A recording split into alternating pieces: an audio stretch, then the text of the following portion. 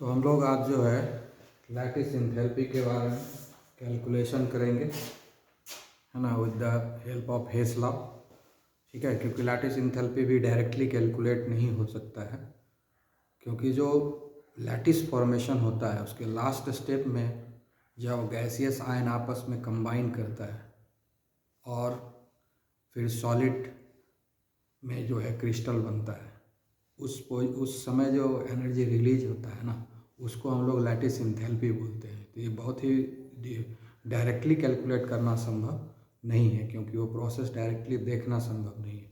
तो हमको number of steps imagine करना पड़ेगा, उसके बाद ही हम निकाल सकते हैं। इसको बॉर्न-हेवर साइकिल भी बोलते हैं, कि किसी भी आयनिक क्रिस्टल के फॉर्मेशन के लिए जितने भी स्टेप्स है उसको सीरियली अरेंज कर देंगे, वापस वहीं आ जाएगा, है ना।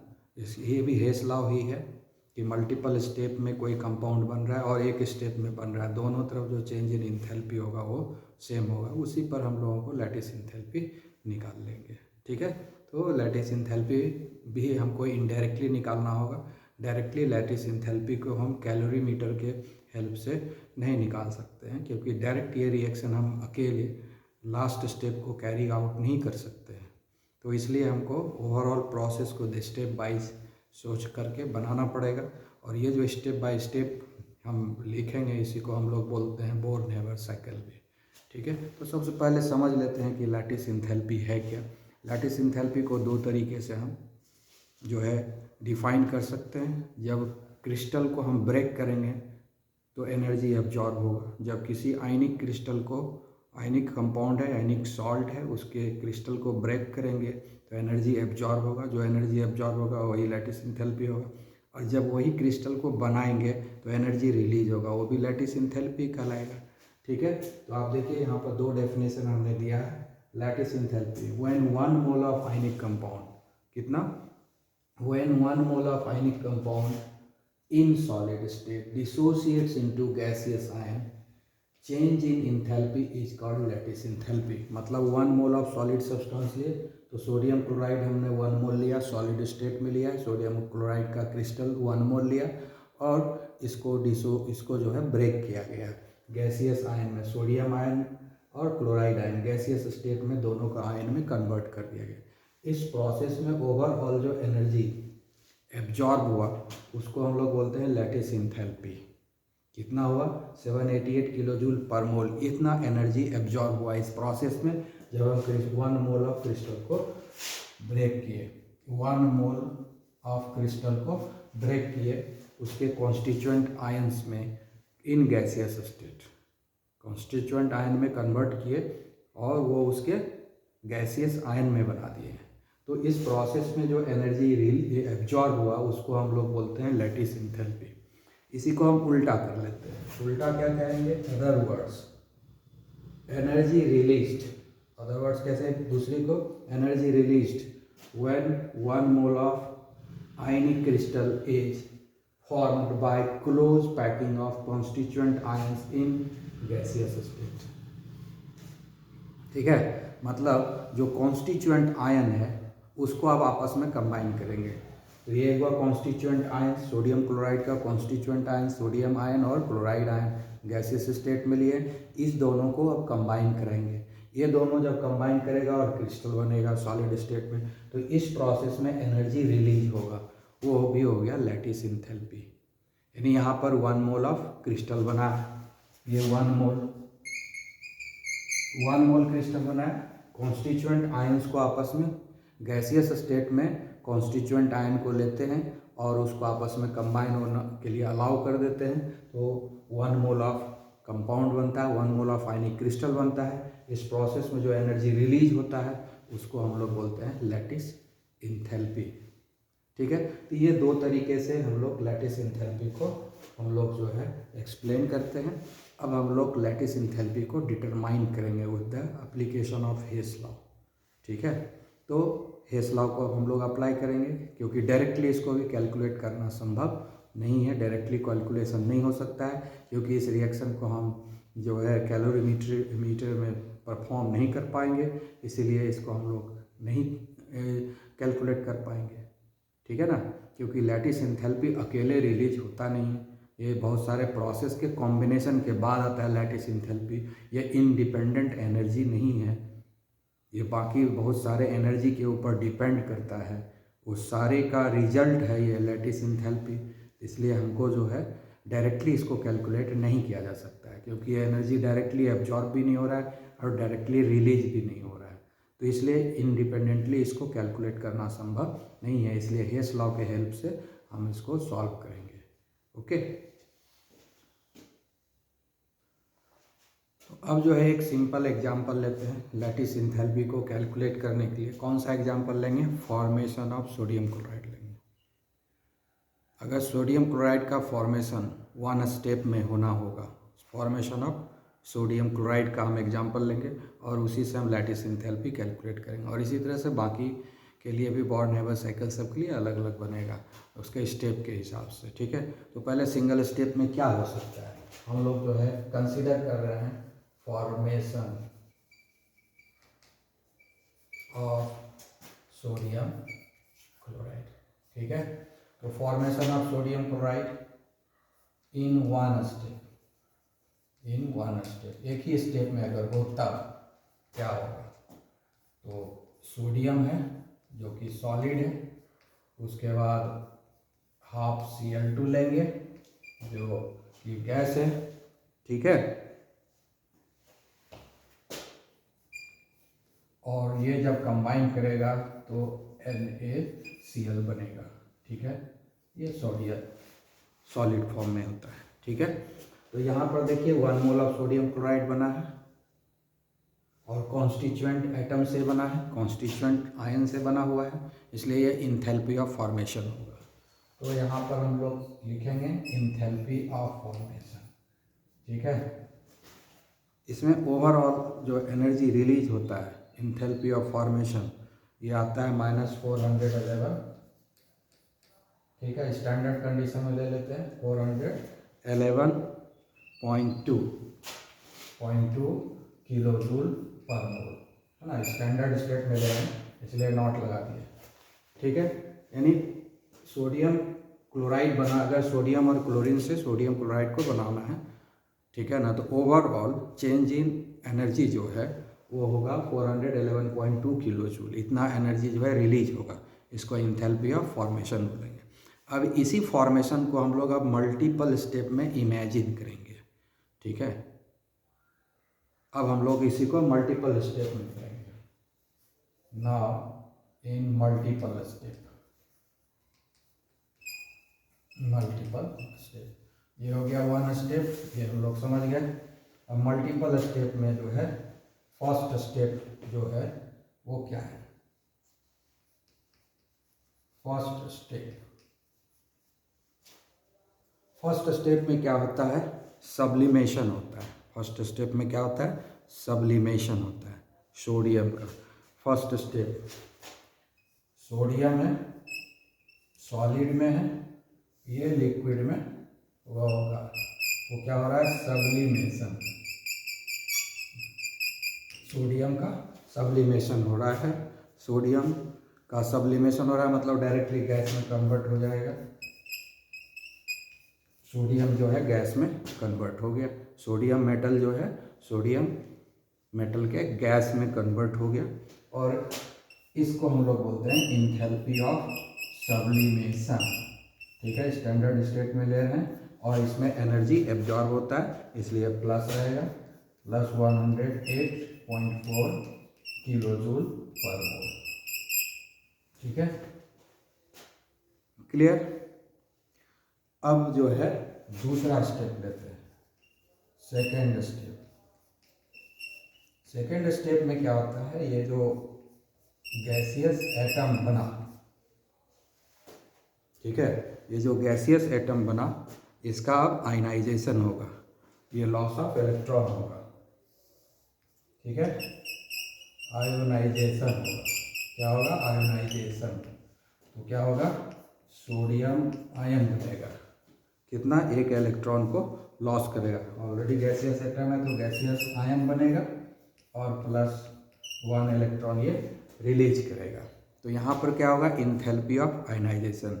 यहाँ पर क्या होगा? इंथैल्पी ऑफ आयोनाइजेशन होगा। तो इसको डिनोट करेंगे डेल्टा आई से, डेल्टा आई से। इंथैल्पी ऑफ आयनाइजेशन, ये क्या है, enthalpy of ionisation delta I. ये क्या है, इंथैल्पी ऑफ आयोनाइजेशन, क्या हो रहा है, आयनाइजेशन। तो हो गया इंथैल्पी आयनाइजेशन, सब्लिमेशन हो रहा है तो हो गया इंथैल्पी ऑफ सब्लिमेशन। ये एनर्जी भी एब्जॉर्ब होता है, इसलिए ये भी पॉजिटिव होगा, प्लस 495.6 किलोजूल पर मोल। ठीक है, उसका थर्ड स्टेप आएंगे, थर्ड स्टेप। ठीक है, थर्ड स्टेप में अब क्या होगा, क्लोरीन का एटोमाइजेशन होगा। क्लोरीन का क्या होगा, एटोमाइजेशन होगा। तो हम लोग क्या लेंगे, हाफ Cl2, ये गैस है, एटोमाइजेशन होगा, एटोमाइजेशन। एटोमाइजेशन मतलब क्या हुआ, ये मॉलिक्यूल में है, वो अब एटम में कन्वर्ट हो जाएगा। मॉलिक्यूलर फॉर्मेट में है, अब वो एटम, गैसियस एटम में कन्वर्ट हो जाएगा। गैसियस मॉलिक्यूल है, अब वो गैसियस एटम में कन्वर्ट हो जाएगा। तो इसको हम लोग Cl जी गैसियस एटम में कन्वर्ट हो गया। ये पहले मॉलिक्यूल में था, अब गैसियस एटम में कन्वर्ट हो गया।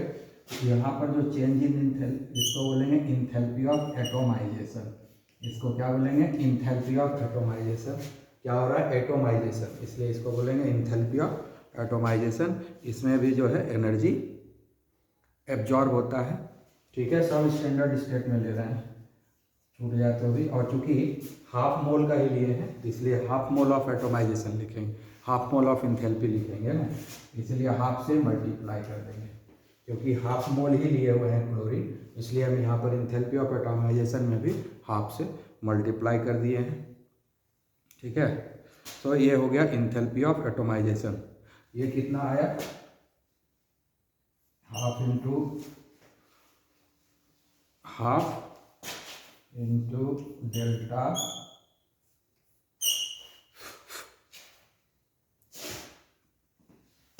Enthalpy of formation Cl। ये कितना आता है, ये वैल्यू जब पुट करेंगे तो फाइनली आपका आएगा 121 किलोजूल पर मोल। यानी इंथैल्पी ऑफ एटोमाइजेशन कंप्लीट जो होता है वो होता है इससे का डबल होता है। ठीक है ना, इंथैल्पी ऑफ एटोमाइजेशन लिखे हुए हैं, enthalpy of formation half mole का ही लिखे हुए हैं। ठीक है, 121 किलोजूल, ये भी एनर्जी एब्जॉर्ब हो रहा है, तो इसको भी हम प्लस में ही लिखेंगे क्योंकि ये भी एब्जॉर्ब हो रहा है। ठीक है, उसके बाद आते हैं फोर्थ स्टेप। अब इसका जो है आयनाइजेशन होगा, इसका भी तो आयनाइजेशन होगा। तो यहाँ पर गेन ऑफ इलेक्ट्रॉन होता है, यहाँ पर लॉस ऑफ इलेक्ट्रॉन लिखें तो आयनाइजेशन हुआ। यहाँ पर आयनाइजेशन हो रहा है, इसका मतलब यहाँ पर क्या हो रहा है, loss of electron, loss of electron. तो इसको बोलते हैं आयनाइजेशन इंथैल्पी। तो आयनाइजेशन इंथैल्पी को हम लोग IE भी लिख सकते हैं, जैसे I लिखे हैं तो हम इसको हम लिख सकते हैं IE भी लिख सकते हैं, है ना। तो डेल्टा I लिखें, डेल्टा IH लिखें या डेल्टा IE लिखें। ठीक है, ये दोनों सेम चीज़ होता है, याद रखना है। ठीक है, आयनाइजेशन इंथैल्पी। अब यहाँ पर क्लोरीन का जो आयनाइजेशन होगा तो वहाँ पर क्या होगा, इलेक्ट्रॉन का गेन होगा। तो यहाँ पर इलेक्ट्रॉन गेन इंथैल्पी बोलेंगे, क्या बोलेंगे, इलेक्ट्रॉन गेन इंथैल्पी होगा। ठीक है, तो हमारे पास Cl है गैस। अब यहाँ पर क्या हो रहा है, यहाँ भी आयनाइजेशन हो रहा है लेकिन इलेक्ट्रॉन गेन हो रहा है, यहाँ भी आयनाइजेशन हो रहा है लेकिन आयनाइजेशन इंथैल्पी यहाँ नहीं बोलेंगे, यहाँ पर बोलेंगे electron gain enthalpy.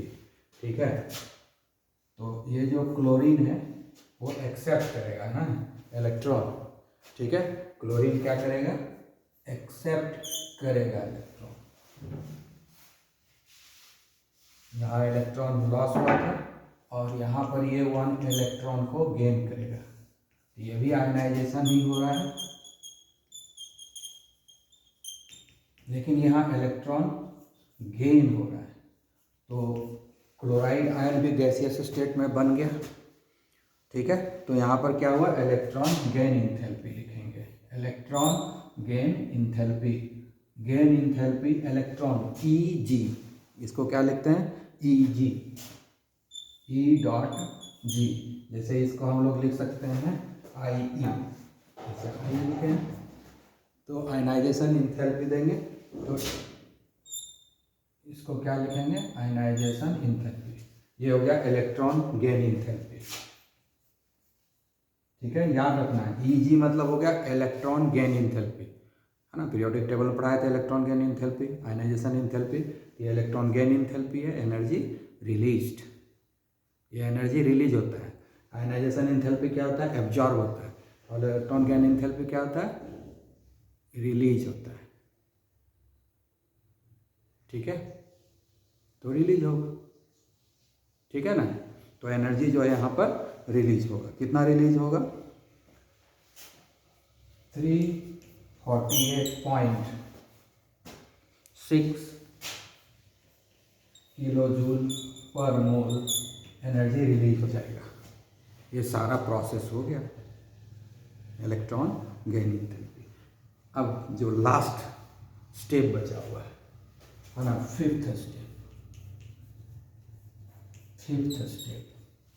Fifth step में क्या होगा, सोडियम आयन बना हुआ है गैसियस स्टेट में, क्लोराइड आयन भी बना हुआ है गैसियस स्टेट में, और ये बन जाएगा सोडियम क्लोराइड, यहीं पर बनेगा। फिफ्थ स्टेप में ये दोनों कंबाइन करके बन जाएगा NaCl सॉलिड बनेगा, और यहाँ पर जो एनर्जी रिलीज होगा यही है लैटिस इंथैल्पी। इसी स्टेप में जो एनर्जी रिलीज हो रहा है, पांचवा स्टेप में, यही है लैटिस इंथैल्पी। आई बात समझ में, ये जो फिफ्थ स्टेप में जो एनर्जी रिलीज हो रहा है यही है लैटिस इंथैल्पी, ठीक है ना, लैटिस इंथैल्पी लिखते हैं। और इसी को हमको डिटरमाइन करना है, हमको पता नहीं है। यही हो गया लास्ट स्टेप में, जो फिफ्थ स्टेप है। इस स्टेप में जो सोडियम क्लोराइड बना, सोडियम ये गैसियस आयन से जो हमारा क्रिस्टल बन गया सोडियम क्लोराइड का, यहाँ पर जो एनर्जी रिलीज हुआ इसी को हम लोग बोलते हैं लैटिस इंथैल्पी, ठीक है, क्लियर। ये सारा स्टेप हुआ, 5 स्टेप में ये कंप्लीट होता है, ठीक है। अब सारे को जोड़ देंगे, सब कुछ कट जाएगा, कुछ नहीं बचेगा, ठीक है। सबको जोड़ेंगे तो फाइनली हमको यही मिलेगा, ठीक है, फाइनली हमको मिल जाएगा वो, यही इक्वेशन मिलेगा। देखो जोड़ करके सबको हम ऐड करेंगे, ठीक है। तो क्या क्या कटेगा, ये देखिए, ये इधर है, इसके साथ कट गया, ठीक है। ये Na+ है, इससे कट गया, हाफ Cl2 है, बचा हुआ रहेगा। ये Cl है, ये Cl है, कट गया, ठीक है। ये Cl- है, ये Cl- है, कट गया, कुछ बचा, सब कट गया ऐड कर देने से, सबको ऐड कर दिया, पांचों स्टेप को ऐड कर दिया। तो हेस लॉ तो यही करता है कि रिएक्शन अगर मल्टीपल स्टेप में हो रहा हो या सिंगल स्टेप में हो रहा हो, ओवरऑल चेंज इन इंथैल्पी जो है वो हमेशा सेम रहेगा। तो हमने सारे स्टेप को, हम अगर स्टेप नहीं लिख करके first equation, second, third, fourth, fifth, तो 5 इक्वेशन हो गया, पांचों इक्वेशन को जोड़ दिए, पांचों इक्वेशन को जोड़ रहे हैं तो फाइनल हमको क्या मिलेगा, पांचों इक्वेशन को जोड़े तो ये सब तो कैंसिल हो गया। तो बचा क्या चीज़, यहाँ देखिए, ये इलेक्ट्रॉन भी कैंसिल हो गया, कुछ नहीं बचा, बच गया ये Na और ये हाफ Cl2 और इधर NaCl बच गया, कुछ नहीं बचा, जो यहाँ है वही बच गया, ठीक है। तो ऐड, पांचों इक्वेशन को जब हम ऐड करते हैं तो ये सारा कट गया, और कटने के बाद क्या बचा, सीधा सोडियम बच गया है, और देखिए ये कट गया, ये भी, ये बचा, ये कट गया, ये भी कट गया, ये भी कट गया, कुछ बचा, इधर ये बचा और ये बचा, और इधर सिर्फ यही एक बचा, तो बस इतना सा ही बचा है। ठीक है ना, तो हेस लॉ से बन जाएगा कि नहीं? हेस लॉ से हमको ये निकल जाएगा, ये डायरेक्टली, डायरेक्टली तो नहीं निकलता क्योंकि ये स्टेप अकेले संभव नहीं है कैलोरीमीटर में कराना। ये वाला स्टेप अकेले तो कैलोरीमीटर में ये संभव नहीं है, ये वाला स्टेप कराना ना। इसी को बॉर्नवेल साइकिल भी बोलते हैं। घूम के वहीं पहुंच गया ना जहाँ से चले थे वहीं। ठीक है, तो ये जो लास्ट स्टेप है इसको कैलोरीमीटर में अकेले कराना संभव नहीं है, इसलिए इतना स्टेप हमको कराना पड़ेगा। तो डायरेक्टली कैसे करेंगे? इनडायरेक्टली ही ना निकलेगा। तो हेस लॉ के हेल्प से लिख रहे हैं, समेशन कर दिए, साइमल्टेनियस इक्वेशन में जैसे ऐड करते हैं वैसे ऐड किए, जो कटना था कट गया, जो बच गया उसको हम लिख देंगे। ठीक है,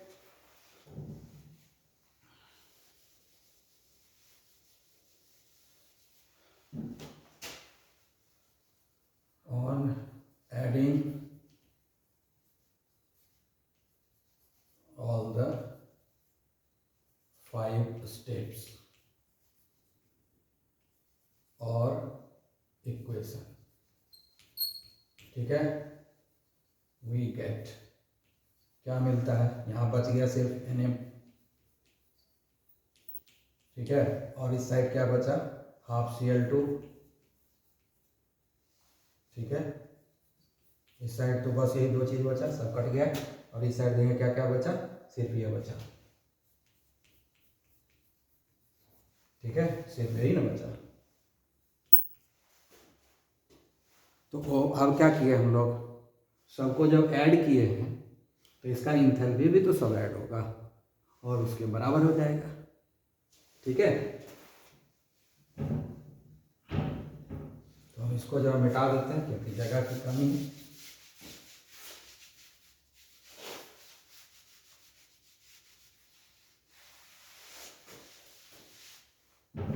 तो देयरफॉर डेल्टा एफ फॉर्मेशन सबको ऐड करने के बाद सेम यही इक्वेशन आ गया कि नहीं यहाँ पर?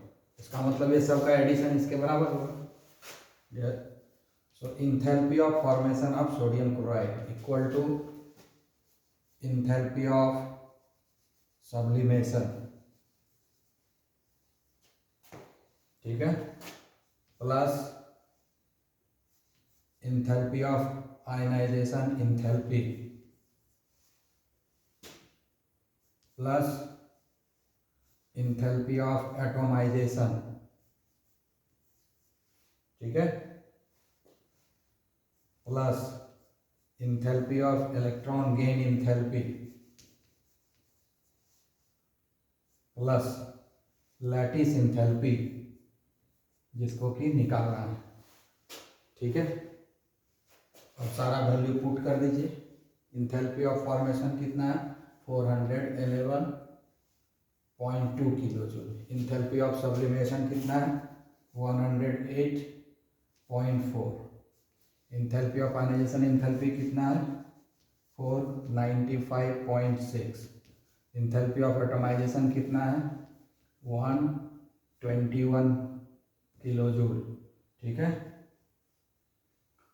उसके बाद इलेक्ट्रॉन गेन इंथैल्पी कितना है? इसको नीचे लिखते हैं। इलेक्ट्रॉन गेन इंथैल्पी माइनस में है, -348 किलो जूल। ठीक है, और लास्ट में होगा ये वाला लिख देंगे क्योंकि इसका तो मालूम नहीं है हमारे पास ये। ठीक है, अब इसी का वैल्यू निकालना है। अब क्या हो जाएगा? लैटिस इंथैल्पी, ठीक है, लैटिस इंथैल्पी इक्वल टू क्या हो जाएगा? ये सारा इधर आएगा, ये सारा इधर आएगा, ये इधर आएगा, 348 प्लस हो जाएगा। ठीक है, डेल्टा एच इधर ही रहेगा, ये माइनस हो जाएगा, 348 ये सब माइनस होगा। ऐसे ही लिखते हैं, पहला लिख देते हैं जो है जिधर उधर ही, 411.2 माइनस ये इधर आएगा 108.4, ये भी इधर आएगा तो माइनस हो जाएगा 495.6, ये भी इधर आएगा तो हो जाएगा -121, ये इधर जाएगा तो प्लस हो जाएगा प्लस 348। अब इसको जब आप कैलकुलेट करोगे फाइनली, ठीक है ना, फाइनली अब कैलकुलेट करना होगा, ठीक है।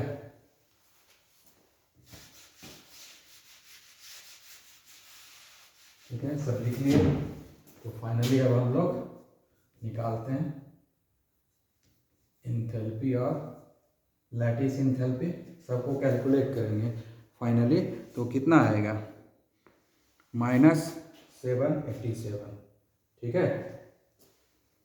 फाइनल जब कैलकुलेट करेंगे तो आएगा -787.6 किलो जूल पर मोल।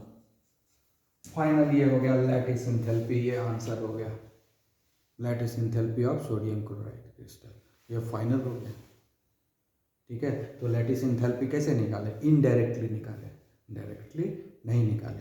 इसी तरह का बॉर्न-हैबर साइकिल जो है हम लोग लिखेंगे डायग्रामेटिकली, आज हमने नहीं बताया, दूसरे दिन हम बॉर्न-हैबर साइकिल को डायग्रामेटिकली भी बता देंगे। आज हमने इक्वेशन लिख करके बता दिया, ठीक है। ये समझ जाएंगे तो डायग्रामेटिक बनाने में भी कोई दिक्कत नहीं हो, तो फिर स्टेप बाय स्टेप डायग्राम में लिख देना है सेम डायरेक्शन में, ठीक है। तो ये वाला फाइनली निकल गया। इसी तरह से किसी का कोई भी आयनिक क्रिस्टल का जो निकालना है लैटिस इंथैल्पी, तो इसी तरह का प्रोसेस को इमेजिन करना होगा और तभी निकलेगा। Okay okay, have a nice day.